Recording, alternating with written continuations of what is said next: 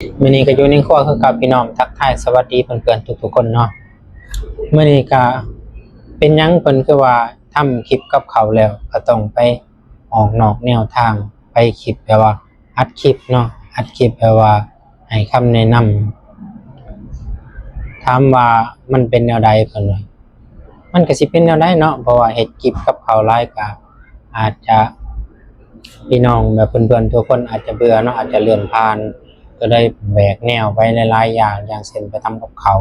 อย่างเช่นนอกจากทำกับเขาแล้วก็ไปอัดคลิปแนะนำนะครับไปอัดคลิปการแบบว่าให้ความรู้เพื่อนๆมือใหม่หรือว่าเพื่อนๆทุกๆคนคอยกับมือใหม่คือกันเด้อยังบ่ทันได้เก่งแต่ว่าก็พอมีความรู้เนาะความรู้มันมาจากไสเนาะมาจากการที่เบิ่งช่องใหญ่ๆเพิ่นแล้วก็เก็บมาเป็นความรู้เพราะว่าเฮ็ดกับเขานี่ก็ถามว่ามันดังบ่มันก็ดังมันก็ใช้เวลาดนเนาะคือพ่อใหญ่เสกกระทะห่างเพิ่นก็ใช้เวลาดนเนาะครับตอนนี้ก็มันก็ถ่ายเดิมๆสิ่งเดิมๆลงก็หลายแหวกแนวไปอย่างเช่นไปเฮ็ดคำแนะนำบางแนวแบ่งปันบางแนวตลกบางเต้นเพลงบางนั่นแหละครับพี่น้องเพื่อให้ช่องของเฮามันมีสีสันตลอดเนาะ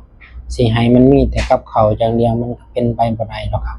คือเส้นช่องใหญ่ๆเพิ่นก็ยังแบบว่า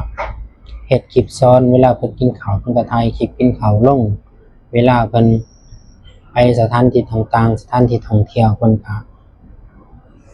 ถ่ายลงเนาะเพิ่นก็เว้ากับสถานที่นั้นว่าสถานที่นั้นเป็นแนวใดการสร้างรายได้จากเนื้อหาเป็นแนวใดมาแต่ไสหั่นนะ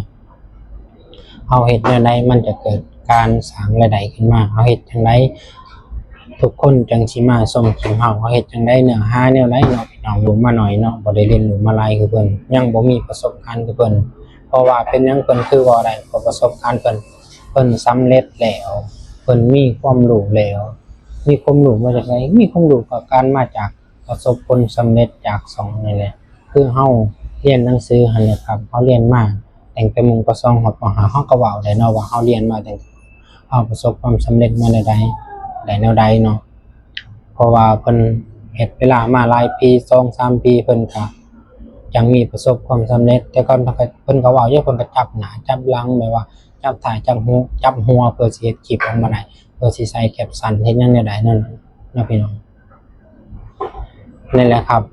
ผมก็เรียนรู้ได้ส่ำนี้แหละครับแต่ตอนนี้เฮาแบบว่าเฮามีแบบโซเชียลมันหลายเนาะมีหลายช่องมีทั้งช่องดำช่องแดงช่องฟ้าเฮาก็สามารถเรียนรู้จากตรงนั้นได้เพราะว่าผมก็เรียนรู้จากตรงนั้นแอปนั้นแอปนี้มาแล้วก็เรียนรู้การสร้างรายได้จากเนื้อหาของระบบ Facebook เพิ่นมีลงหลายช่องลงหลายทุกสิ่งทุกอย่างลงให้เฮาก็เข้าไปเรียนรู้เอาเพราะว่าผมก็เข้าไปเรียนรู้นั่นแหละมาจับใจความใช่เนาะตอนนี้ก็อยู่ครัวคือเก่ากับพี่น้อง